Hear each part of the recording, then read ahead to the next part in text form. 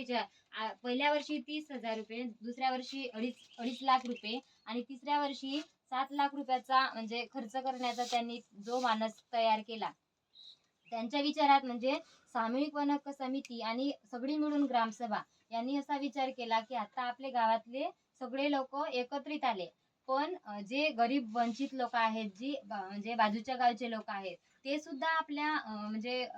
कामाला कसे हातभार लावतील आणि त्यांचे म्हणजे आर्थिक जी परिस्थिती आहे त्यांची आर्थिक परिस्थिती कशी सुधारेल याकडे यांनी लक्ष दिला. आणि तो सगळा यांनी खटाटोप करण्याच्या मागे त्यांचा उद्देश एकच होता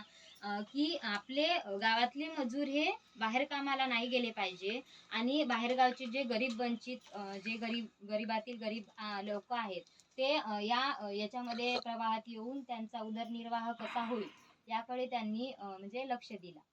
आणि म्हणजे अधिक म्हणजे तुम्हाला काही समजून घ्यायचं असेल तर महिला बोलतात आणि संवादातून जेवढ्या काही गोष्टी सुटतात त्या म्हणजे खूप महत्त्वाच्या पण असतात आणि तुम्ही ते घेऊन पण जाऊ शकता. तर ते म्हणजे संवादातून होईल तर ते बरं राहील एवढंच.